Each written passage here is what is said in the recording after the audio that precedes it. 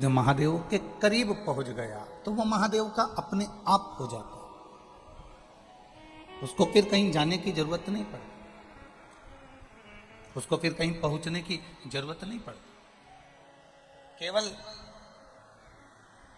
वो शिव तत्व को जान जाए, वो भगवान शंकर की अविरल भक्ति को जान जाए। शंभु शरणे पड़े मांगू घड़ी रे दुख का तो दया करी दर्शन आपो। जिसने शिव तत्व को जान लिया, जो एक बार भगवान शंकर की कथा में पहुंच गया, जो एक बार भूलवश भी शिव के करीब पहुंच गया, जो अनायास बिना सोचे समझे ही शंकर का गुणगान जिसने कर लिया, शिव तत्व को जिसने याद कर लिया, शंकर की भक्ति में जो डूब गया, उसको भगवान को ढूंढने की जरूरत नहीं पड़ती। भगवान उसको ढूंढने के लिए आ जाते हैं कि मेरा भक्त कहां पर है, मेरा भक्त कहां बैठा हुआ है, मेरा भक्त कहां विराज है।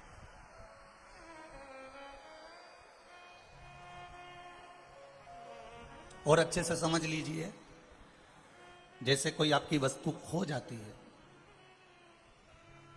कोई आपका सामान खो गया, कोई वस्तु खो गई, तो आप उसको ढूंढते हो, ढूंढने का प्रयास करते हो, और बहुत ढूंढा तुमने, बहुत प्रयास करा तुमने ढूंढने का, वो वस्तु जो खोई हुई है।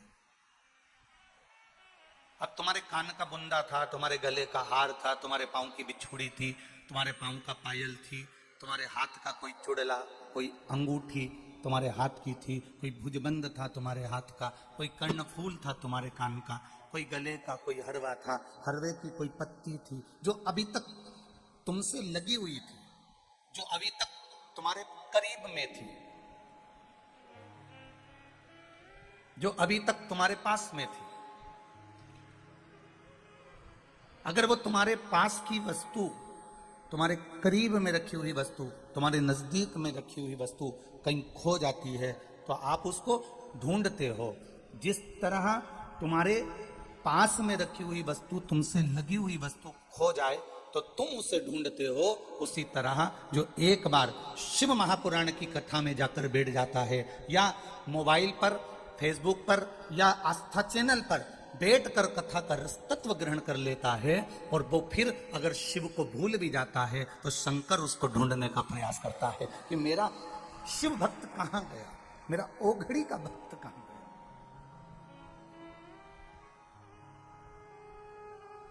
वो शिव तत्व को जानने वाला, वो शंकर भगवान का गुणगान करने वाला, वो गया कहां। एक कितना सुंदर प्रश्न माता पार्वती जी ने शंकर जी से किया है। कई बार माताएं अपने पति से भी यह प्रश्न करती है, जो प्रश्न माता पार्वती जी ने शिव जी से किया। माता पार्वती जी ने शंकर भगवान से कहा कि एक बात बताओ कि आपने विष पिया, उस विष को आपने पेट में नहीं उतारा, कंठ पर धारण करके रख लिया, और आपका नाम नीलकंठेश्वर महादेव पड़ गया, आपका नाम नीलकंठ महादेव पड़ गया। पार्वती जी ने अपने पति से, पार्वती जी ने देवादिदेव महादेव से प्रश्न किया, मुझे केवल इतना सा बता दो कि उस जहर को तुमने पिया क्यों, और पिया तो उसको पेट में उतारा क्यों नहीं? तुमने वो जहर पिया क्यों? कारण क्या था तुम्हारा जहर पीने का? वो विष पीने का कारण क्या था? और अगर आपने वो विष पिया तो उसको पेट में क्यों नहीं उतारा, उसको अंदर क्यों नहीं उतारा, उसको केवल गले में क्यों रखा? ये माता पार्वती जी का प्रश्न भगवान देवादिदेव महादेव से। और ये केवल माता पार्वती जी का प्रश्न नहीं, प्रत्येक माताओं का कभी कभी अपने पति से प्रश्न रहता है, तुम्हें जब ये बात मालूम थी तो तुमने मुझे क्यों नहीं बताई? कई माताओं का ये प्रश्न अपने अपने पतियों से रहता, तुमको ये बात मालूम थी तो तुमने मुझे क्यों नहीं बताई, और तुमको अगर ये बात मालूम थी तो तुमने छुपा के रखी। मेरे सामने प्रस्तुत क्यों नहीं करी, मेरे सामने प्रकट क्यों नहीं करी? आखिर बात क्या है, कारण क्या है, क्या कारण है, क्या बात है, मुझे तो बताओ कम से कम। जैसे देवाधिदेव महादेव से माता पार्वती जी कह रही हैं कि भोलेनाथ प्रभु आखिर आपने विष पिया क्यों, और विष मान लो पी भी लिया तो उसको पेट में उतारा क्यों नहीं, उसको गले में क्यों धारण करके रखा, कंठ पर क्यों धारण करके रखा? अब आपने अपने पति से पूछा कि तुम्हारे ये बात मालूम थी तो तुमने मुझे बताया क्यों नहीं, पति क्या जवाब देगा? अरे छोड़ उस बात को, जाने दे, फालतू की बात मत कर, समय बर्बाद मत कर, आराम से सो और मुझे भी सोने दे। नहीं पहले मुझे बता, तुमको ये मालूम था तो तुमने मुझे क्यों नहीं बताया? अरे मैं तेरा हाथ जोड़ूं, चुप रहे, नहीं बताया तो नहीं बताया, नहीं मारे तो बता, बताओ मुझको कि तुमने आखिर मुझसे ये बात छुपाई क्यों? अरे पति क्या, वो जगदम्बा छुपा ली ना, हो गई ना, अब बात खत्म कर, अब क्यों माता पच्ची करे? तो नहीं,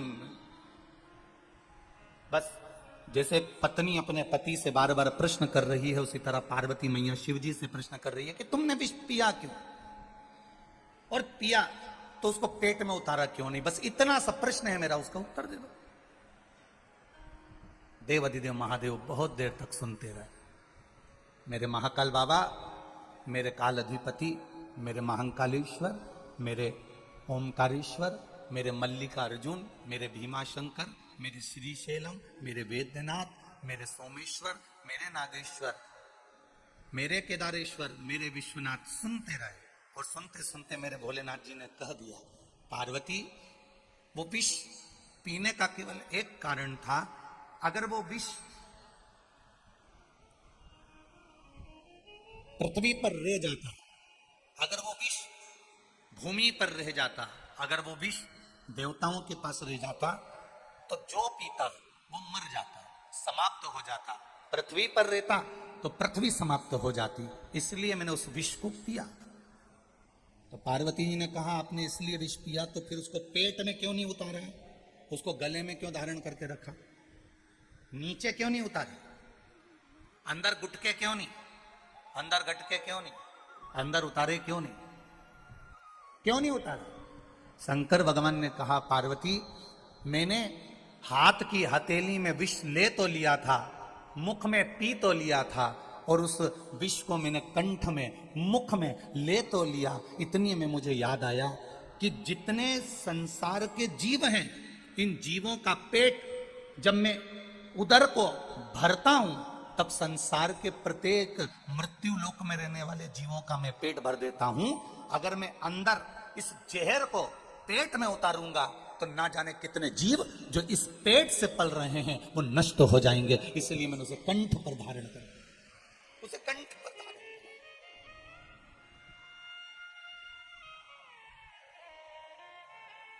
मेरे माताओं, मेरी जीजियों और मेरे जीजाओं, एक बात बहुत ध्यान से सुनना, अपनी जिंदगी में उतार कर रखना।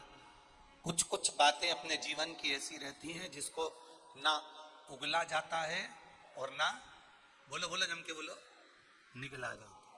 कोई कोई जीवन की बातें ऐसी रहती हैं जिसको कंठ पर रखा जाता है, और जिसने अपने जीवन में कुछ बातों को अपने कंठ में रख लिया, समझ लो वो शंकर जैसा नीलकंठधारी बन गया, वो महादेव बन गया।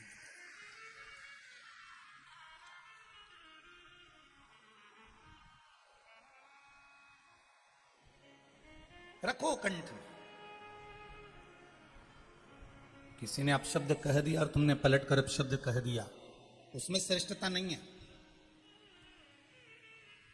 किसी ने गाली दी और तुमने पलट कर गाली दे दी, उसमें श्रेष्ठता नहीं है। किसी ने अपशब्द कहा और तुमने पलट कर अपशब्द कह दिया, उसमें श्रेष्ठता नहीं है। किसी ने उंगली उठाई तुम पर और तुमने उस पर उंगली उठा दी, इसमें श्रेष्ठता नहीं है। शिव महापुराण की कथा कहती है, एक उंगली जब हम किसी पर उठाते हैं तो ये 3 उंगली हमारी ओर जाती है कि तुम अपने अंदर झांक कर देखो कि तुम कैसे हो जो दूसरे पर उंगली उठा रहे हो। दूसरे पर उंगली उठाने वाले को पहले अपने ऊपर उंगली उठाकर देख लो कि एक उंगली उसकी ओर गई है, पर ये 3 उंगली तुम्हारी ओर जा रही है। उसमें अगर एक गलती होगी तो 3 गलतियां तुम में भरी होगी। उसमें एक अगर अवगुण होगा तो 3 अवगुण तुम्हारे भीतर भरा होगा। उसमें थोड़ी सी अगर गलती होगी तो सबसे बड़ी गलती तुम्हारी जिंदगी में तुमने भी करी होगी। इसलिए हम दूसरे में दोष देखें उससे पहले मनुष्य अपने में दोष देखे। हम दूसरे में अवगुण देखें उससे पहले मनुष्य अपने में अवगुण देखे। हम दूसरे पर कटाक्ष करें, हम दूसरे पर अपशब्द कहें उससे पहले मनुष्य अपने भीतर झांक कर देखे, क्या मैंने जिंदगी में कोई गलत कार्य नहीं करा? क्या मैंने जिंदगी में कभी झूठ नहीं बोला? क्या मैंने जिंदगी में कभी अपशब्द नहीं कहा? मैंने कभी जिंदगी में किसी का दिल नहीं दुखाया? मैंने जिंदगी में किसी को ताना नहीं दिया? मैंने जिंदगी में किसी को आड़ा टेढ़ा नहीं कहा? ये हमारे भीतर के अवगुणों को हमें देखना।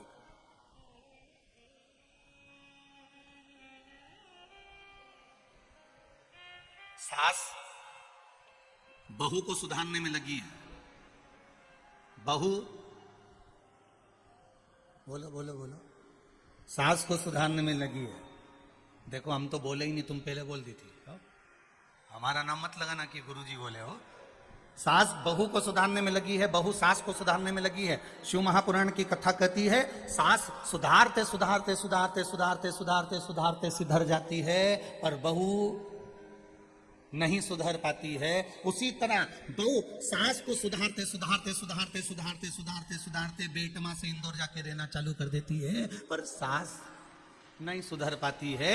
मेरा निवेदन केवल इतना सा है, सास बहू को सुधारना छोड़े, बहू सास को सुधारना छोड़े। अपने आप को जिस दिन हम स्वयं सुधारना प्रारंभ कर देंगे, अपने को ढालना प्रारंभ कर देंगे, अपने आप को अंदर से शीतलता देना प्रारंभ कर देंगे, उस दिन पूरा घर अपने आप सुधर जाएगा। किसी को सुधारने की जरूरत नहीं पड़ेगी।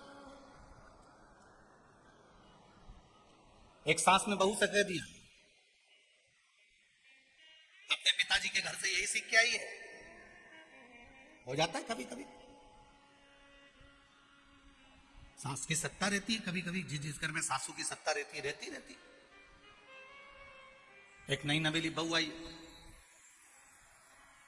सास ने उसको समझा दिया, बेटा देख मेरे अनुकूल चलना, मेरे अनुसार चलना, मैं जैसे क्यों वैसा करना, मेरे अनुसार चलना, मेरे से ज्यादा मुंह मिलाना मत और मेरे से आड़ा टेढ़ा जाना मत, तो समझ ले मेरे को। बहू ने कह दिया जी मम्मी बिल्कुल आपके कहने पे चलो। अब एक दिन सास कहीं गई हुई थी पड़ोस में मिलने के लिए। इतनी देर में कोई बाबा आ गया, भिक्षुक आ गया, कोई संत आ गया भिक्षा मांगने। माता भिक्षाम दे, माता भिक्षाम दे, माता भिक्षाम दे। अंदर से बहू निकल कर आई और आकर बोली, देखो बाबा जी हमारे यहाँ भी कोई है नहीं, आप यहाँ से जाओ, हमारे यहाँ कोई है नहीं, मैं आपको भिक्षा नहीं दे सकती, आप यहाँ से चले जाओ। संत गया, साधु गया, वो पड़ोस में पहुंच गया। पड़ोस में जाकर आवाज लगाई, माता भिक्षाम देही, माता भिक्षाम देही। जैसे ही आवाज लगाई वैसे जो दरवाजे पर बैठी थी इसकी सास भी बैठी थी और पड़ोसन की सास भी बैठी थी। पड़ोस वाली सास ने सुना और सुनते सी अपनी बहू को आवाज लगाया, बेटा अंदर रोटी रखी हो तो संत को दे दे। बहू ने आकर रोटी दी। इतने में सास ने बाबा से पूछा, बाबा ये बताओ पास वाले मकान में भी गए थे क्या? हाँ माँ गया था। फिर वहां एक बहू मिली थी, उस बहू ने कह दिया हमारे यहाँ कुछ नहीं है, हमारी सास नहीं है, घर में कोई है नहीं, तुम तो जाओ अभी यहाँ से। अच्छा ऐसा बोली, चल तो जरा बाबा चल। और बाबा का हाथ पकड़ के डोकरी बूढ़ी माँ सास घर ले गई। आवाज लगाया बाबा को खड़ा कर, बहू बहू। बहू दौड़ के आई, हाँ माँ ये बाबा आया था? हाँ। इसने भिक्षा मांगी थी? हाँ। तूने क्या किया? अभी हमारे यहाँ कोई है नहीं, सास नहीं है, घर में कोई है नहीं, बाबा अभी तुम जाओ। तू कहने वाली कौन होती है? बाबा को ये बोलने वाली तू होती कौन है कि तुम दरवाजे से जाओ? घर की मालकिन कौन? सासू जी आप। घर की सेठानी कौन? सासू जी आप। तो मना भी कौन करेगा? आप। गई सास धड़धड़ाती हुई बाहर, बाबा जाओ। बाबा को तो लगा था कि इतने प्रेम से पकड़ के लाई है तो आज भिक्षा ज्यादा मिलेगी, मालूम पड़े क्या कह रही है, जाओ। और बहू से आकर बोली, जब घर की मालकिन मैं हूं तो मना भी मैं ही करूंगी। बाबा भी बाल खुजाता खुजाता वापस चले गया, कहा सासू बहू के चक्कर में पड़ा। इसलिए निवेदन है आपसे, बहू सास को बदलने का प्रयास करे, सास बहू को बदलने का प्रयास करे। शिव पुराण कहती है हमें किसी को नहीं बदलना, अपने आप को जिस दिन हम बदल लेंगे उस दिन पूरा राष्ट्र बदला हुआ नजर आएगा। हम अपने आप को बदलें।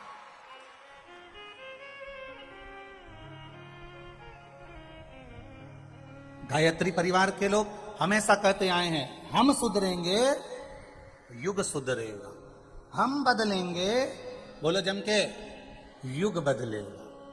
पहले हमें अपने आप को बदलना पड़ेगा, और जिस दिन हम अपने आप को बदल लेंगे, अपने आप हमें देखकर हमारा परिवार बदलेगा, हमारा घर बदलेगा, पड़ोस बदलेगा, मोहल्ला बदलेगा, कॉलोनी बदलेगी, और बदलते बदलते अपना बेटमा, अपना देपालपुर वापिस बदल जाएगा।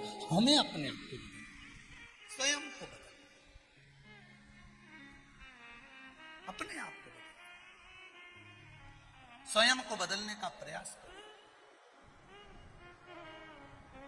महाराज पार्वती जी ने शिव जी से पूछा, कंठ में जहर रख रखा है, गटकते क्यों नहीं हो, अंदर उतारते क्यों नहीं हो? कंठ पर जहर रख रखा है, उगलते क्यों नहीं हो, बाहर निकालते क्यों नहीं हो? शिव जी कहते हैं बाहर निकालूंगा तो भी मेरा ये संसार, मेरी ये पृथ्वी, मेरा ये सब कुछ नष्ट हो जाएगा, और अंदर भी उतारता हूं तो अंदर भी ये संपूर्ण विश्व नष्ट हो जाएगा। इसलिए कंठ पर रख रखा है। मेरे शंकर की एक बात अपनी जिंदगी में उतार कर रखना, कोई बात अपने जीवन की इस कंठ में भर कर रखना, न उगलना न निगलना। उगलने में भी ना जाने घर नष्ट हो जाए, और निगलने में भी ना जाने घर नष्ट हो जाए। इसलिए उसको कंठ पर रखिए, कंठ पर रखिए, धारण कर कर रखो उसको। और जब कंठ पर धारण कर कर रखोगे, जब कंठ पर धारण कर कर तुमने रख लिया, तो तुम भी शिव जैसा एक तत्व प्राप्त कर लो, शिव जैसा तत्व। खाली न जाता कोई दर से तुम्हारे, आप भी बोलिए, दिल से बोलिए, खाली ना,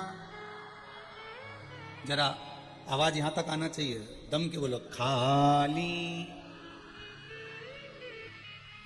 दर से तुम्हारे मैं भी खड़ी हूं नन्ही बाहें पसार, मैं भी खड़ा हूं नन्ही बाहें पसार, अपने हृदय से लगा लो, लगा लो, गिरा जा रहा हूँ, उठा लो, उठा लो, प्रभु अपने दर से अब तो न उतारो, गिरी जा रही हूँ, उठा लो, उठा लो। बाबा, इस संसार सागर में आने के बाद अगर मैं कहीं उलझ रही हूं, इस संसार सागर में आने के बाद अगर मैं भटक रही हूं,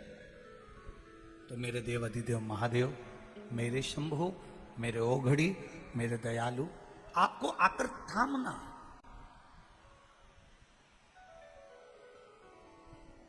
भजन करने वाले को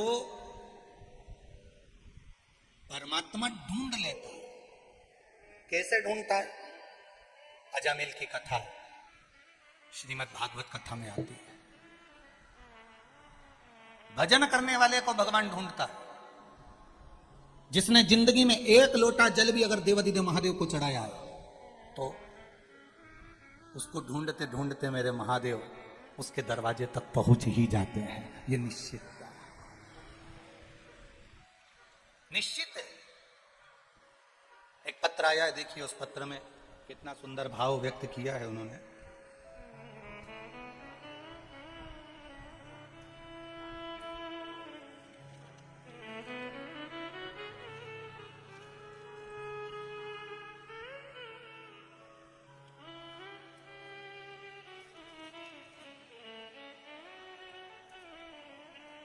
पहले तो धन्यवाद, पान के पत्ते पर आपने पत्र को जोड़कर भेजा है, बहुत बहुत साधुवाद है आपको।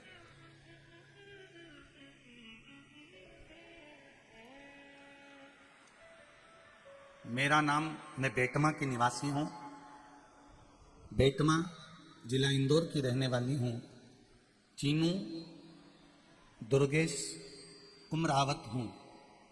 कहीं बैठी हो तो हाथ हिला सकती हैं।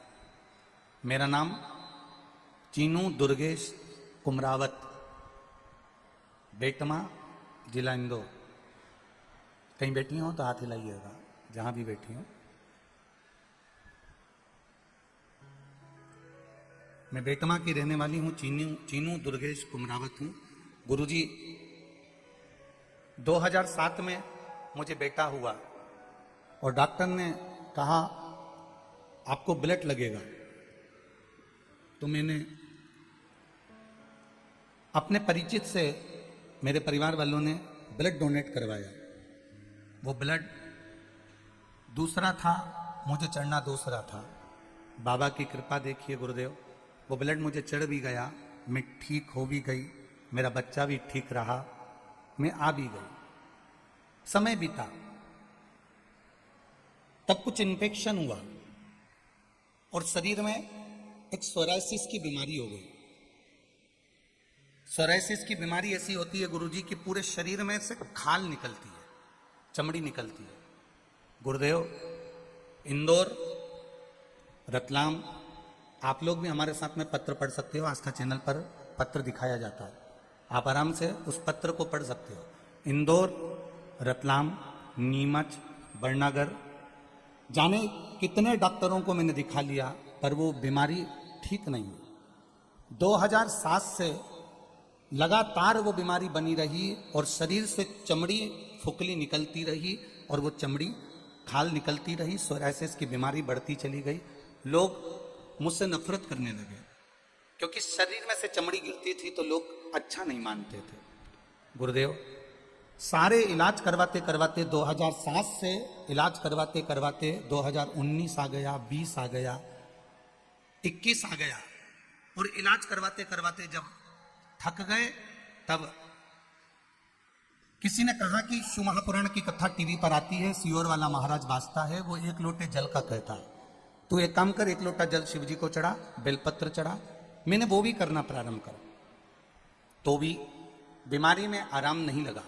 सोराइसिस की बीमारी जैसी की जैसी रही। कुछ समय के बाद हमारे पास में एक माता जी रहती, उन्होंने कहा सियोर वाले गुरुजी ने एक लाल चंदन का प्रयोग बताया जो अशोक सुंदरी वाली जगह पर लगाना है और अशोक सुंदरी वाली जगह पर लगाकर चंदन को पीले चंदन के साथ उपयोग करना है और पीले चंदन के साथ उपयोग करके 1 लोटे जल में उस चंदन को डालकर अशोक सुंदरी वाली जगह पर चढ़ाना और उस पानी को लेकर आकर शरीर में लगाना और अच्छा पानी चढ़ाकर उस पानी को पीना। ये सियोर वाला महाराज ने बताया, तू उसको कर। मैंने केवल एक बार सोमवार की अष्टमी के दिन वो प्रयोग किया और गुरुदेव 2007 से जो बीमारी थी सोराइसिस की, 15 दिन के अंदर मेरी बीमारी 15 साल की समाप्त हो गई। ये शिव तत्व है, ये शंकर, ये औघड़ी।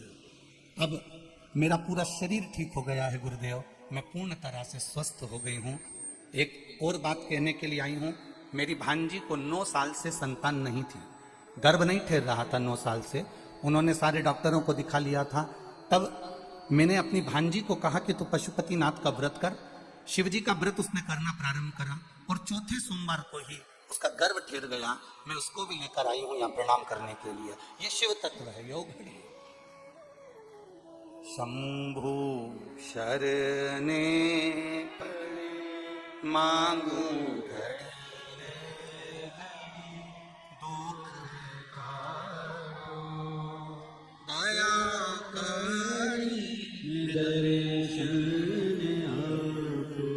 आपका विश्वास जब जागृत हो जाए। मेरा माताओं से केवल इतना सा निवेदन है, मेरे पुरुष भाइयों से इतना सा निवेदन है, बच्चे बैठे हैं इस कथा में उनसे निवेदन है, युवान बहन भाई इस कथा में बैठे हैं उनसे निवेदन है, आप दिल लगाकर 7 दिन की कथा जो बेटमा में हो रही है इसको दिल लगाकर श्रवण कर लेना। अगर दिल लगाकर सुन लिया और उसको अपनी जिंदगी में उतार लिया तो मेरा महादेव आपके सामने खड़ा मिलेगा, ये निश्चितता है। हृदय से सुनो। जो आस्था चैनल पर कथा सुन रहे हैं, फेसबुक यूट्यूब पर कथा सुन रहे हैं, चित्त लगाकर सुनो, अपना मन लगाकर सुनो। टीवी के सामने बैठकर भी अगर कथा सुन रहे हो तो पहले महादेव से ये विनती कर कर सुनो कि मैं बाबा बहुत उलझा हुआ हूं, बहुत तकलीफ में हूं, बहुत कष्ट में हूं, और तू साधेगा तो मैं सध जाऊंगा।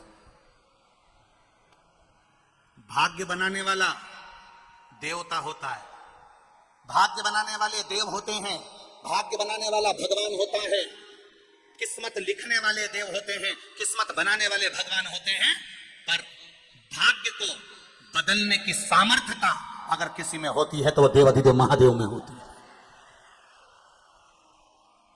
भाग्य बनाएंगे देवता, भाग्य बनाएंगे भगवान, पर भाग्य को बदलना, भाग्य को एकदम पलटने का अगर कोई बल रख सकता है तो वो देवाधिदेव महादेव रख सकते हैं। तुरंत आप उसके चरणों में जाकर आंसू भड़काए, आप उसके चरणों में जाकर विनती करें, आप उसके चरणों में जाकर निवेदन करें, आप उसके चरणों में जाकर नमन करें, आप उसके चरणों में जाकर एक लोटा जल चढ़ाए। उसने सवार लिया। आया दुख, आएगा दुख, क्यों नहीं आया?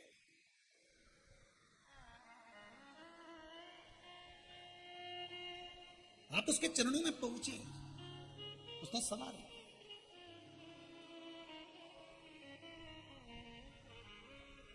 मैंने तेरे ही भरोसे, ओ भोले तेरे ही भरोसे, हवा विच उड़ती जावांगी, बाबा डोर हटो छड़ीला में कटी जावांगी, भोले मैं तेरी पतन, शंभो मैं तेरी पतन, हवा विच उड़ती जावांगी, बाबा डोर हटो छठीला में कटी जावांगी।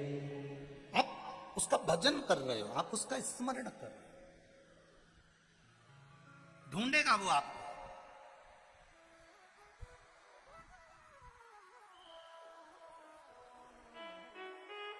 मछली को जल प्रिय होता है, पक्षी को वायु प्रिय होती है, और महादेव को एक लोटा जल प्रिय होता है। जिसमें तुम्हारा पैसा नहीं लगता, जिसमें तुम्हारा धन नहीं लगता,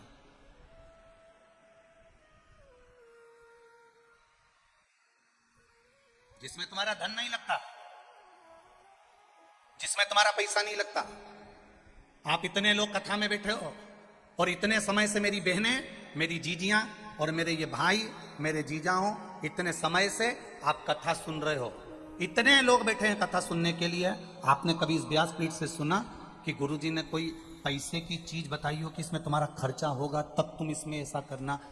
जब भी व्यासपीठ से बोला तो कहीं पीपल का पत्ता, कहीं आंवले का पत्ता, कहीं शमी का पत्ता, कहीं बेलपत्री का पत्ता, कहीं बेर का पत्ता, कहीं पीपल का वृक्ष, कहीं आंवले का वृक्ष, कहीं बड का वृक्ष, कहीं बेलपत्री का वृक्ष, कहीं शमी का वृक्ष, कहीं लोटा भर के जल, कहीं काली तिल, कहीं शहद, कहीं दही, कहीं दूध। बस उसी का गुणगान शिव महापुराण में।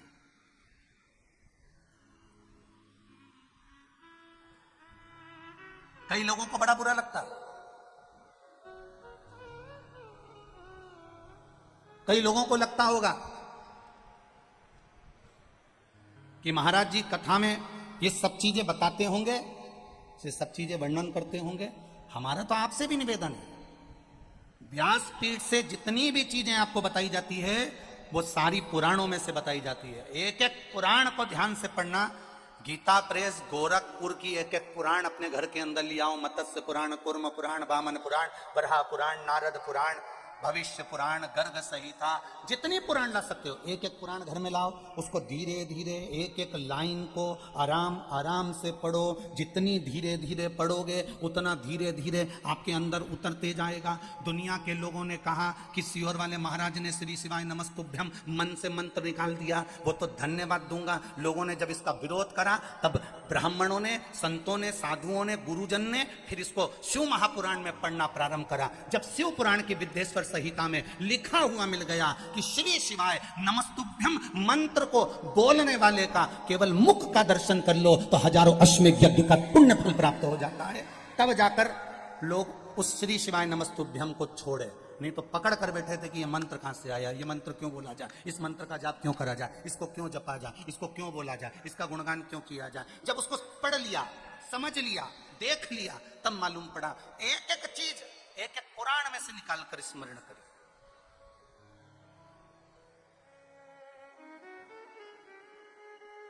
पीपल के वृक्ष में 52,000 ब्राह्मणों का वास होता है, ब्रह्म पुराण कह रही है, पढ़ो, निकालो, स्मरण करिए। मछली को जल प्रिय है, पक्षी को वायु प्रिय है, और मेरे महादेव को एक लोटा जल प्रिय है। शिव को कुछ नहीं चाहिए तुमसे, शंकर तुमसे कुछ नहीं चाहता, उसको चाहिए ही नहीं।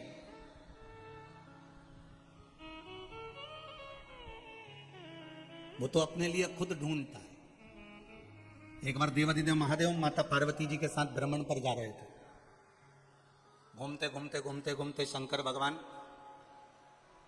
कुछ लोग मुर्दे को लेकर जा रहे थे। राम नाम बोलो, बोलो जम के बोलो, अच्छे से बोलो, राम नाम सत्य, और अच्छे से बोलो, राम नाम सत्य। बोलना चाहिए कभी कभी। कभी कभी जब तुमको ऐसा लगने लगे कि तुम बहुत अकड़ में जिंदगी जी रहे हो, तो 5 मिनट कुर्सी पर बैठे बैठे बोल लिया करो, राम नाम सत्य है। समझ में आ जाएगा कि आखिरी में जाना पड़ेगा, इसलिए शांति रखो।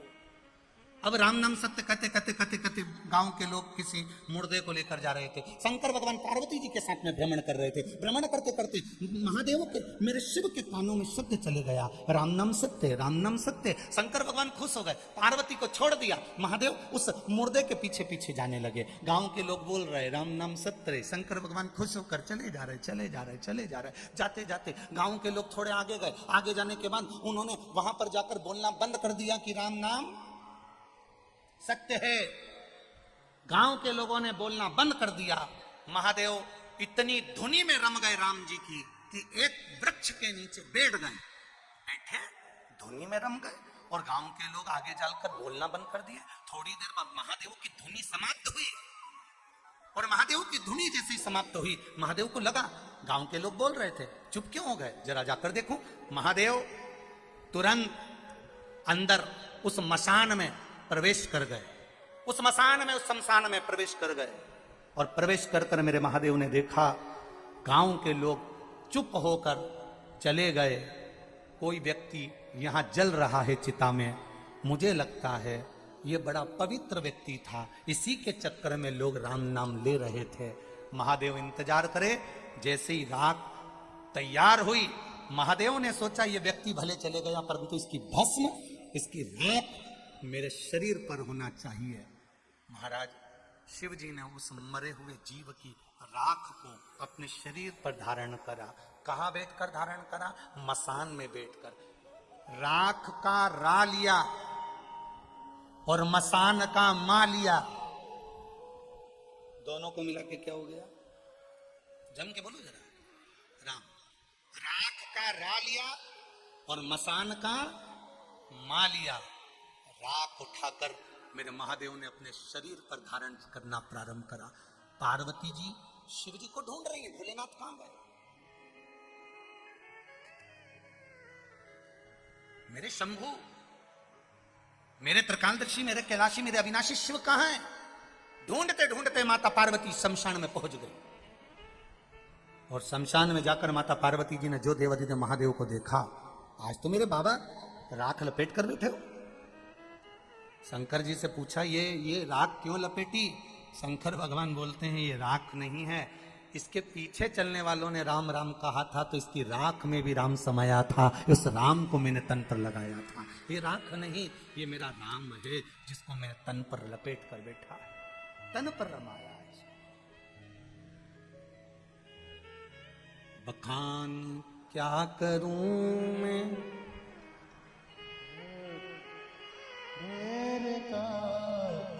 चपटी भभूत में है खजाना कुबेर का। बखान क्या करूं मैं राखों के ढेर का, चपटी भभूत में खजाना कुबेर का। हे गंगाधार मुक्तिधार ओमकार तू, आयो शरण तिहारी शंभु तार तार तू। तुम्हारे शरीर पर शमशान की राख लग जाती है तो घर पर आकर नहाते हो, और मेरे भोलेनाथ पर शमशान की राख चढ़ जाती है तो पैकेट में बंद होकर लाखों की बिक जाती है। ये महादेव है,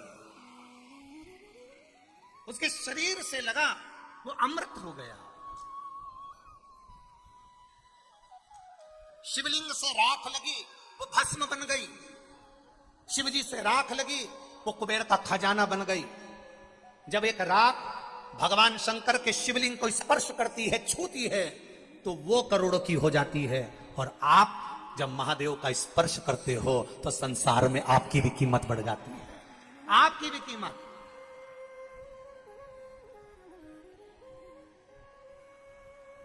उस बहन ने इस पत्र में लिखा, उस बहन ने इस पत्र में लिखा कि लोग नफरत करने लगे, मुझसे दूर बैठने लगे, सोरासिस बीमारी हो गई, मेरी चमड़ी निकलने लगी तो लोग मुझसे नफरत करने लगे, दूर बैठने लगे, मेरे हाथ का भोजन नहीं करते, मेरे हाथ का पानी नहीं पीते।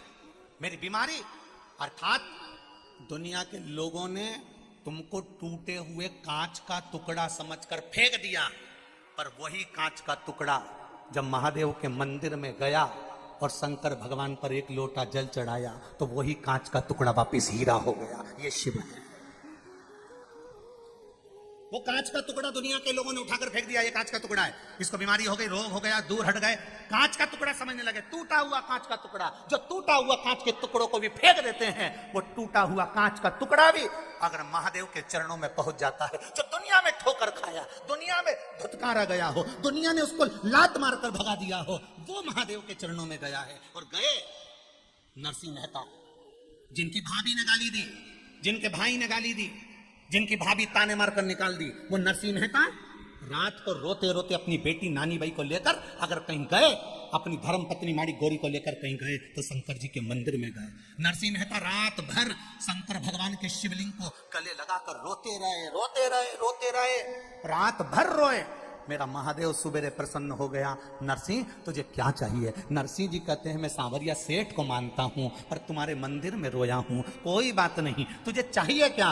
नरसिंह जी कहते हैं एक बार सांवरिया का दर्शन करा दो। भगवान शंकर नरसिंह जी को नंदी पर बिठाकर गौलोक धाम ले गए, जहां दुनिया का व्यक्ति मरने के बाद बैकुंठ जाता है, भगवान उसको जीते जी ले गए और सांवरिया जी के सामने ले जाकर खड़ा कर दिया। सांवरिया जी ने नरसिंह जी से पूछा, यहां लोग मरने के बाद आते हैं, तू जीते जी आ गया? नरसिंह जी तुझे लेकर कौन आया? इतने में नरसिंह जी ने कहा मुझे भोलेनाथ लेकर आए हैं। सांवरिया जी ने कहा नरसिंह अगर वो लेकर आए हैं तो मैं कुछ नहीं कहूंगा, मांग तुझे क्या चाहिए? नरसिंह जी कहते हैं बड़ा दुखी हूं, मेरे परिवार के लोगों ने धक्के मारकर निकाल दिया, गाली देकर निकाल दिया, मेरी भाभी ने मुझे पानी से कड़ली रोटी तक खिलाई है, गाली देकर धुतकार कर निकाल दिया, मेरी छोटी सी बेटी है उसको लेकर मैं बाहर निकल गया, कोई नहीं मेरा, कौन संभालेगा? सांवरिया जी कहते हैं जिस शंकर जी के मंदिर में तू जाकर रोया है वो महादेव हल्का नहीं है, उसने तुझे सांवरिया से मिला दिया। जा नरसिंह, दुनिया के लोग तुझे भले धुतकारे, शंकर ने गले लगाया इसलिए मैं तुझे गले लगाता हूं, मैं तुझे राख केदार दे देता हूं, जब जब गाएगा तेरा सांवरिया दौड़ कर आएगा। और नरसिंह जी गाते थे, सांवरिया सेठ आता था। सांवरिया सेठ ने पूछा नरसिंह कभी तूने मुझसे पूछा नहीं कि मैं दौड़ कर क्यों आता हूं? क्योंकि मैं दौड़कर तेरे लिए नहीं, महादेव के भक्त के लिए आता हूं। जब महादेव का भक्त मुझे बुलाता है मैं दौड़ कर चले आता हूं। ये कोई साधारण है? साधारण? एक पत्र और देखिए,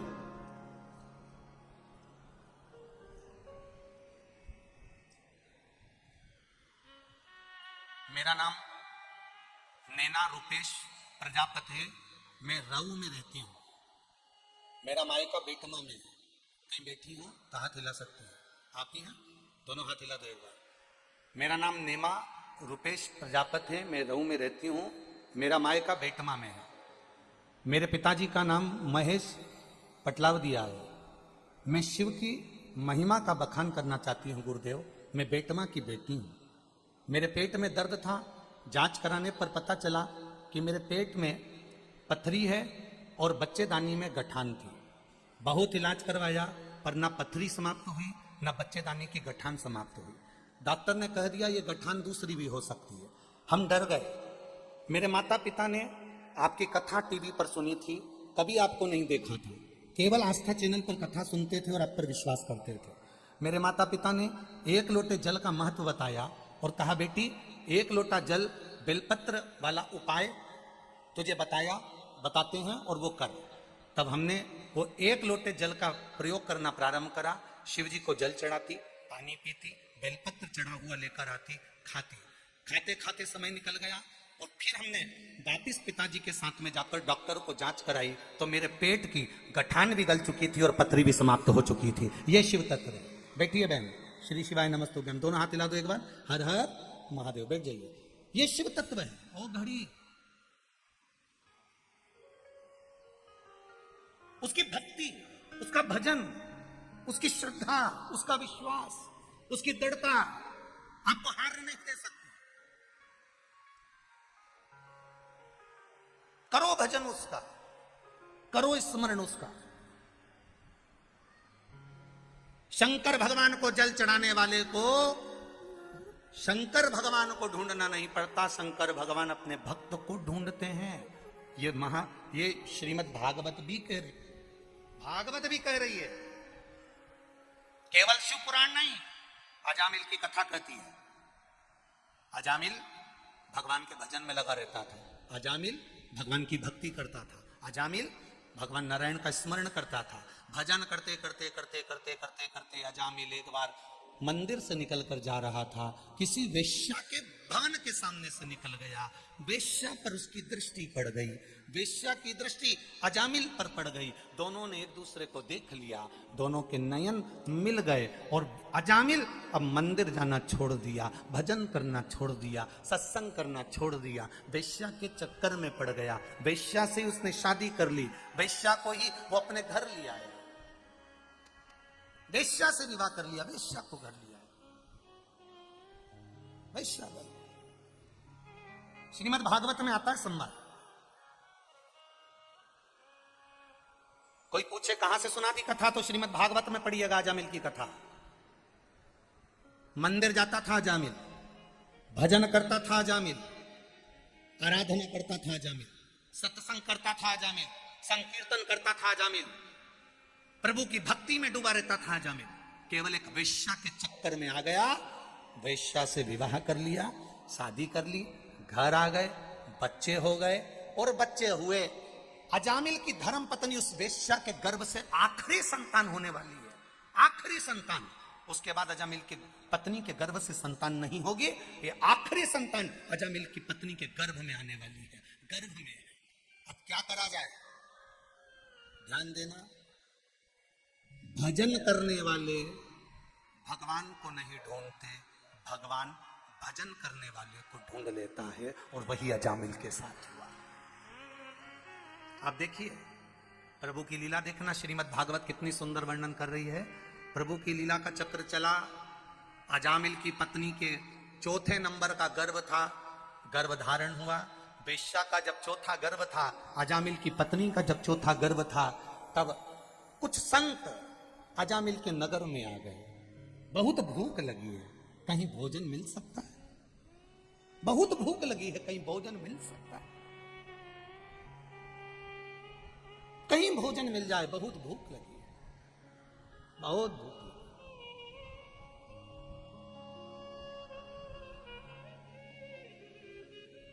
बहुत भूख लग रही है, कहीं भोजन मिल सकता है? कितना कितना पुकारा है, कितना।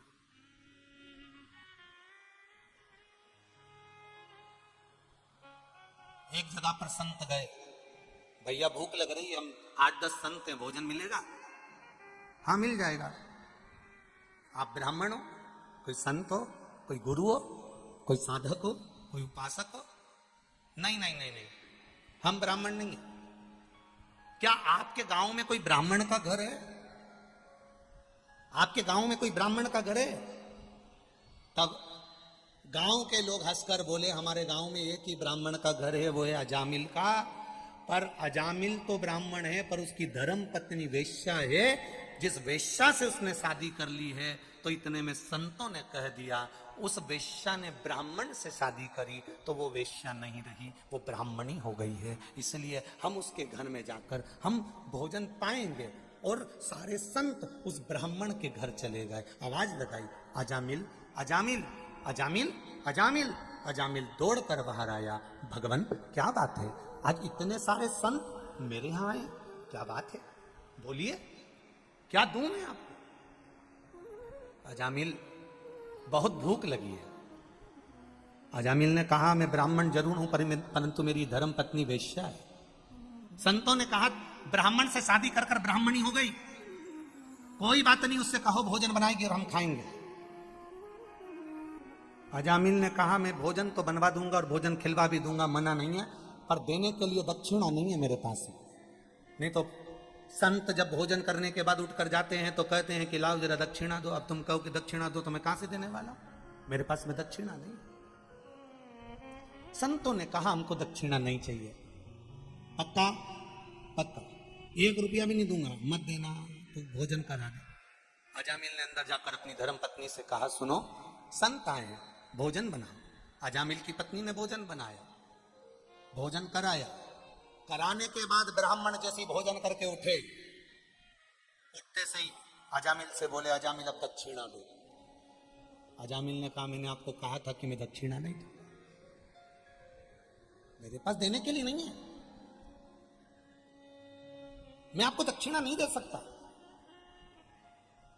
अजामिल, दक्षिणा तो देना पड़ेगा, मेरे पास में 1 रुपया भी नहीं है। संतों, मैं तुम्हारे चरण पड़ता हूं, मेरे पास दक्षिणा देने के लिए नहीं। संतों ने कहा, अजामिल हमें धन की दक्षिणा नहीं चाहिए। अजामिल, हम तो केवल तुमसे एक वचन मांगना चाहते हैं। कौन सा वचन? अजामिल, बस इतना कर देना, वचन दो कि तुम्हारी धर्म पत्नी के गर्भ से जो संतान होगी उसका नाम तुम नारायण रख दोगे, बस इतनी सी दक्षिणा दे दो, बस बहुत। अब देखो, भगवान के भजन करने वाले को भगवान टॉर्च लेके भी ढूंढ लेता है। अजामिल के पास संत भेज दिए, संतों ने दक्षिणा में नारायण नाम मांग लिया। अजामिल ने विचार करा, बेटे का नाम कुछ भी रखूंगा, नारायण रख दूंगा। बेटे का नाम नारायण रख दिया, नारायण रखा। बच्चा बड़ा हुआ, ले नारायण रोटी खा, ले नारायण पानी पी, ले नारायण सो जा, नारायण इधर आ, नारायण इधर आ, नारायण नारायण नारायण नारायण नारायण नारायण कहता रिया। आखिरी में यमदूत बंदी बनाने आ गए, तब इसने अपने छोरे को बुलाया, नारायण जल्दी आ। अब वो नारायण तो नहीं आया, पर वो नारायण तुरंत आकर खड़ा हो गया। ये शिव तत्व, वो नहीं आया, वो आकर खड़ा। और अंत समय प्रभु आना पड़ेगा, वचन दिया तो निभाना पड़ेगा।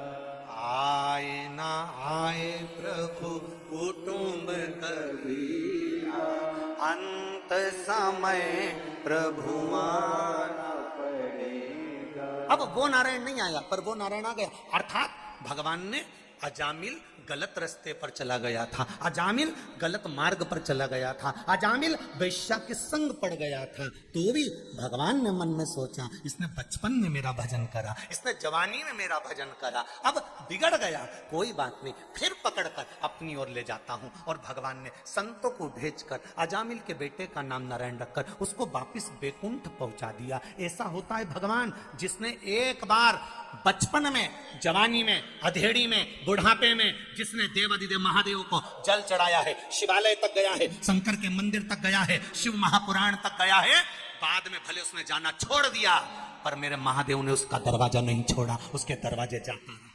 मेरा महादेव उसके द्वार तक आता रहा है, वो भले छोड़ दिया।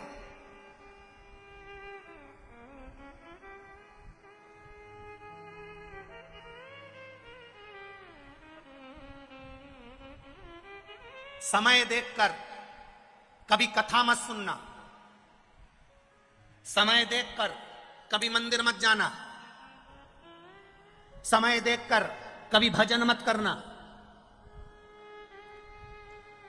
मैं 9 बजे भजन करती हूं तो 9 बजे करूंगी, मैं 2 बजे भजन करती हूं तो 2 बजे करूंगी, मैं सवेरे 8 बजे मंदिर जाती हूं तो 8 बजे। ना ना, समय देखकर मंदिर नहीं, समय देखकर भजन नहीं, समय देखकर सत्संग नहीं, क्योंकि मृत्यु का भी कोई समय नहीं होता तो भगवान के भजन का भी कोई समय नहीं होता।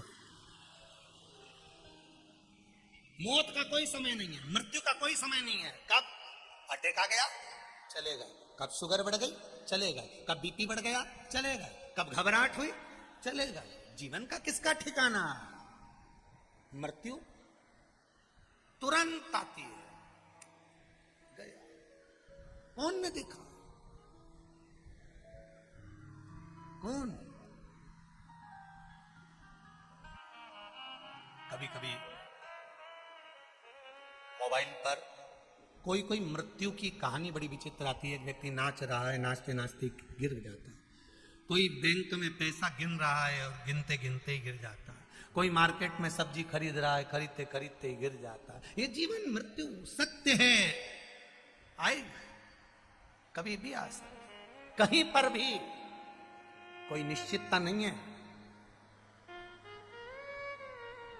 कई लोग कहते हैं हम तो बद्रीनाथ नहीं जाए भैया, बहुत ठंड पड़े दादा,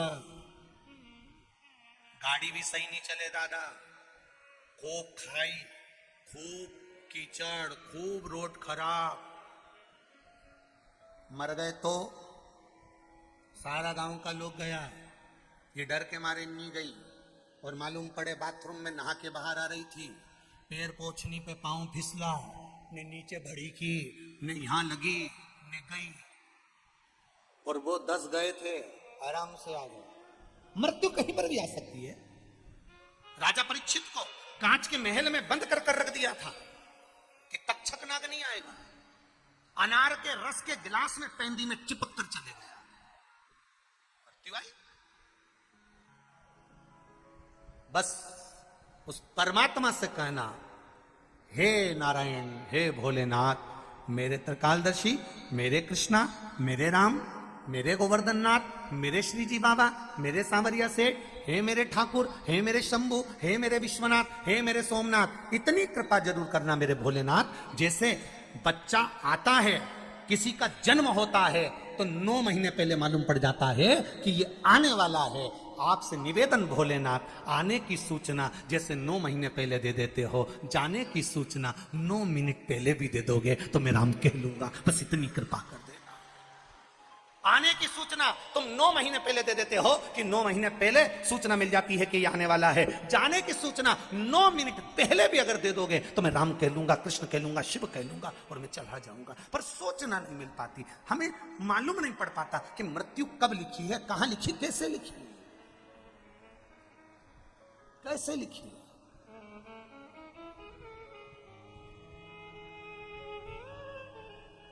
भजन करने वाले को, भगवान को नहीं ढूंढना है। मेरी माताओं, मेरे भाई, आप शंकर जी के मंदिर जाते रहो, शिव मंदिर में जाते रहो, लोटा भर के जल चढ़ाते रहो, शिव की आराधना करते रहो, शिव तत्व को जानते रहो। दुनिया के लोग भले ताने देंगे, ये चल दी सियोर वाला महाराज की चेली, जबरदस्ती में चक्कर में पड़ी है वह सियोर वाला महाराज के। खूब लोग ताना देंगे, गाली देंगे, अपशब्द कहेंगे। मीराबाई को नहीं छोड़ा, नामदेव जी को नहीं छोड़ा, तुकाराम जी के नहीं छोड़ा, रामकृष्ण परमहंस के नहीं छोड़ा, चैतन्य महाप्रभु को नहीं छोड़ा, श्रीमद वल्लभाचार्य जी को नहीं छोड़ा, रामानुजाचार्य जी को नहीं छोड़ा, निम्बाकरचार्य जी को नहीं छोड़ा। दुनिया के जितने संत साधु सन्यासी तपस्वी साधक उपासक प्रहलाद ध्रुव कर्मा मीरा जैसे हुए, उनको दुनिया के लोगों ने ताने देने से नहीं छोड़ा। तो बेटमा वाली तुम्हें कोई छोड़ेगा? कौन छोड़ेगा? करो, जो जितना ज्यादा ताना दे तुम उतनी जोरदार खजूर की चोटी बनाओ। और खजूर की चोटी ऐसी, खजूर की चोटी देखी नहीं देखी, ऐसी 3 बट लेके यूज बना के यूज खोसे और इधर से लगा के इधर खोसे और बढ़िया बना के छोटी मोटी बढ़िया बिंदी मिंदी लगा के सुरमा मुरमा लगा के जो ज्यादा बोले उसके सामने से और इठला के आग लगे बस अपन रहो मस्त। उतने जोरदार तरीके से बाबा के पास जा बोल बोलो।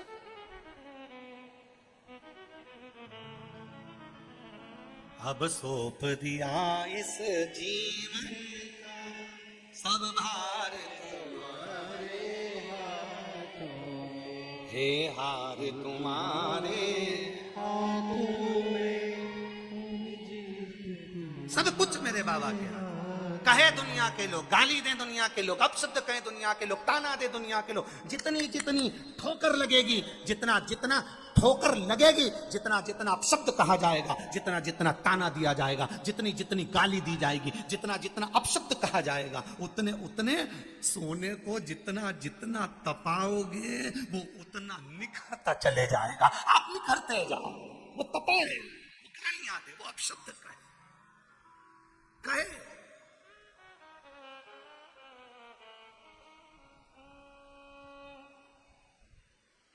बड़ी चिंता लोगों को।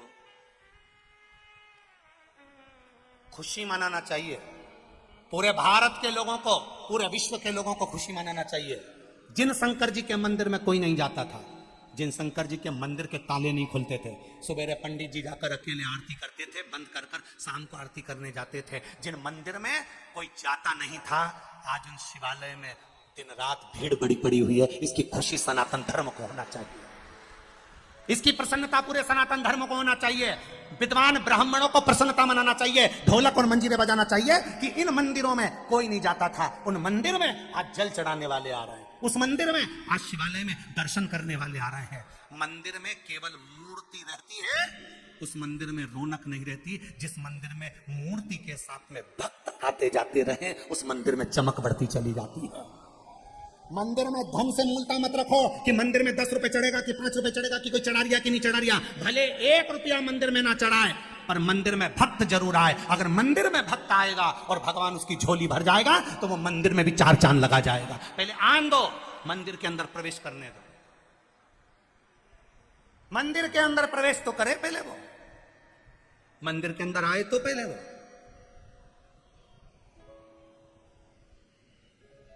सिनेमा का टिकट लेके सिनेमा के अंदर बैठने तो दो, जान दो पहले। बैठेगा, पहुंचेगा, देखेगा, फिर ही तो जाएगा। जान दो पहले, बैठने दो, शिव मंदिर में आने दो, शंकर के द्वार आने दो, शिव की चौखट पर आने दो।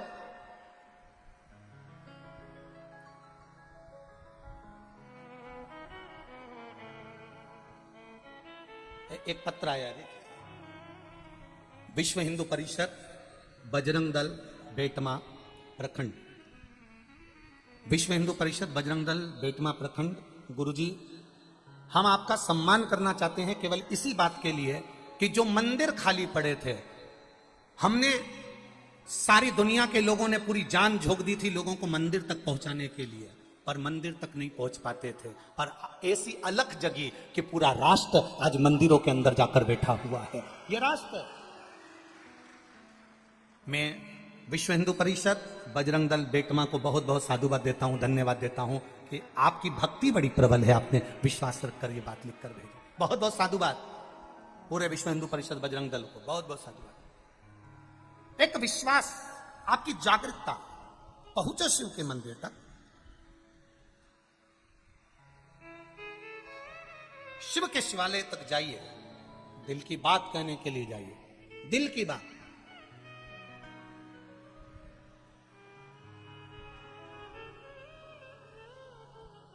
खाली न जाता कोई, बोलो आप भी बोलो, दर से तुम्हारे, खाली न जाता कोई दर से तुम्हारे, मैं भी खड़ा हूं नन्ही बाहें पसारे, मैं भी खड़ी हूं नन्ही बाहें पसारे, अपने हृदय से लगा लो,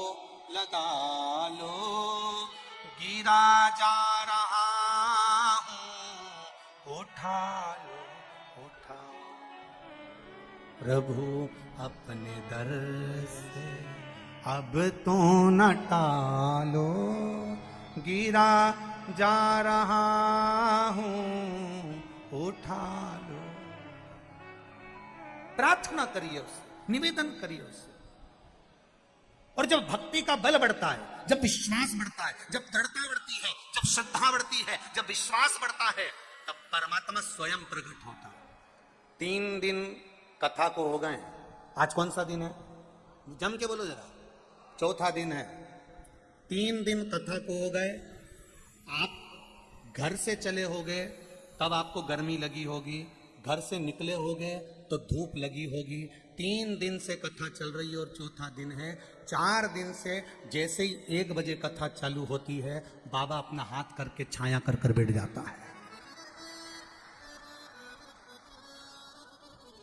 आप 4 दिन से देख रहे होगे, बोले देखा कि नहीं देखा? जम के बोलो जरा, देखा कि नहीं देखा? बाहर होगी थोड़ी देर, अगर धूप आई भी शरीर, फिर छांव आई, फिर धूप आई, फिर छांव आई। बस जिंदगी यही है। थोड़ा दुख आया, फिर सुख की भगवान ने छैया कर दी, फिर दुख आया, फिर सुख की छांव मेरे बाबा ने कर दी। सुख और दुख एक धूप और छांव की तरह है, इसको आने दो, आएगा तो आएगा। धूप आएगी तो आएगी, छांव आएगी तो आएगी। आप अपना कीर्तन में मन, अपने भजन में मन, अपने चिदानंद वृत्ति में मन लगाओ, भक्ति में लगाओ। तुम्हें नहीं ढूंढना है भगवान को, भगवान तुम्हें ढूंढेगा। तुम जाओ देवादिदेव महादेव के मंदिर तक, तुम जाओ भगवान शंकर की चौखट तक, वो अपने आप स्वीकार करेगा, अपने।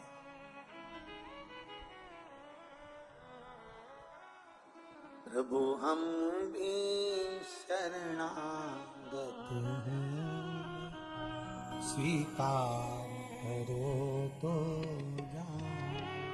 उसके चरणों में पहुंच जाओ, उसके चरणों में जाकर निवेदन करते हो। उसकी भक्ति, उसका भजन, उसका स्मरण, उसका कीर्तन सुख देने वाला है, आनंद देने वाला।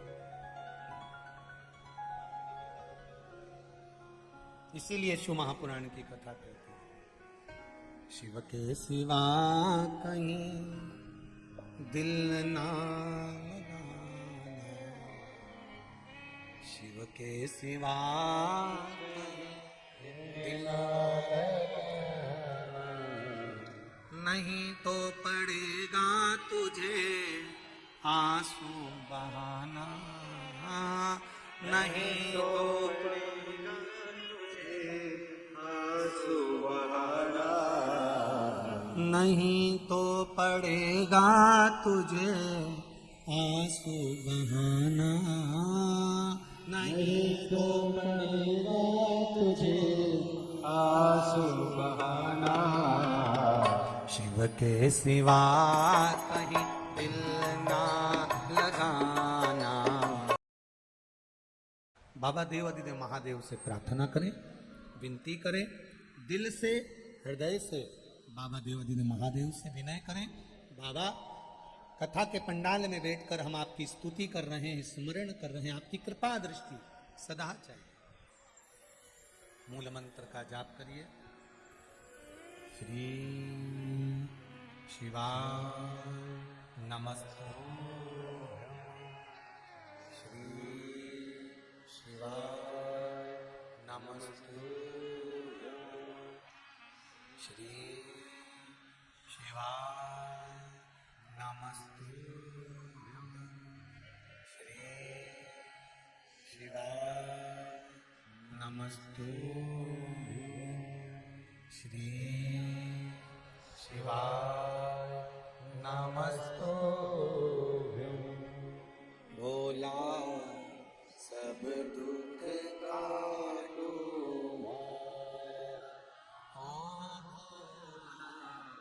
सब दुख काटो, शिव शंकर जपो तेरी माला, भोला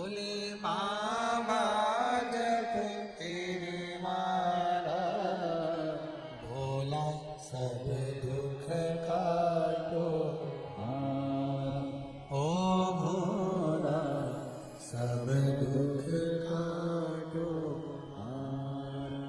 वेश है मंगल मंगलकारी, वेश है मंगलकारी, शमशान वासी हमारा,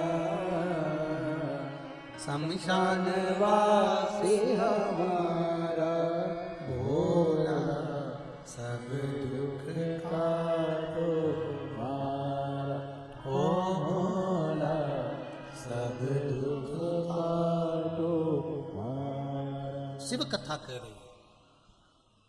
आपको बाबा को ढूंढने की जरूरत नहीं पड़ेगी, बाबा आपको ढूंढते हैं। केवल निर्मल मन सो मोहि पावा, मोहि छल छिद्र कपट ना बा। आप जाओ शिव के दरबार तक, आप जाओ शिव के चौखट तक, आप जाओ शिव के द्वार तक, बाबा खुद ढूंढ लेंगे स्वयं।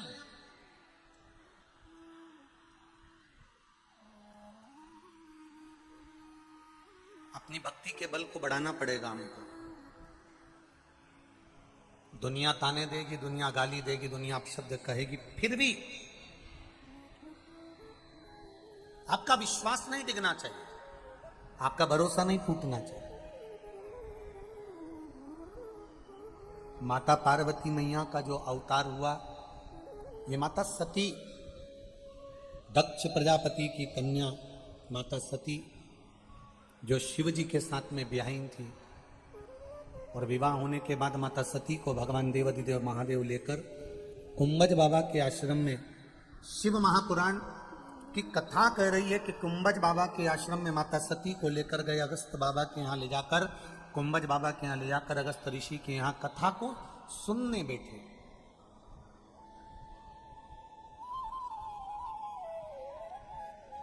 कथा श्रवण करने के लिए विराजमान हुआ,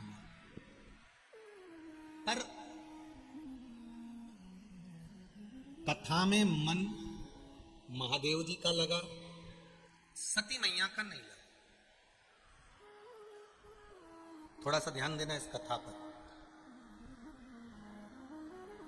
शिव से बड़े दुनिया में कोई वक्ता नहीं हुआ।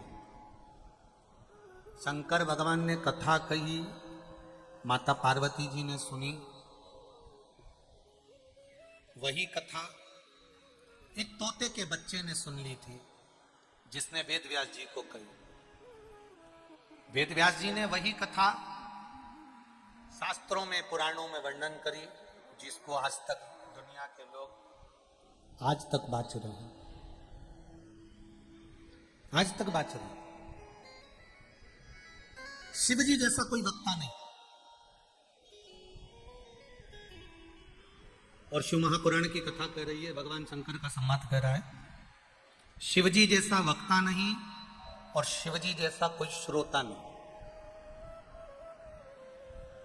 चंचुला देवी का पति बिंदु प्रेत योनि में चले गया। चंचुला देवी का पति बिंदु जब प्रेत योनि में चले गया, तब चंचुला देवी ने देवाधिदेव महादेव से प्रार्थना करी कि मुझे कथा करवाना है शिव महापुराण की, और कोई जजमान नहीं मिल रहा।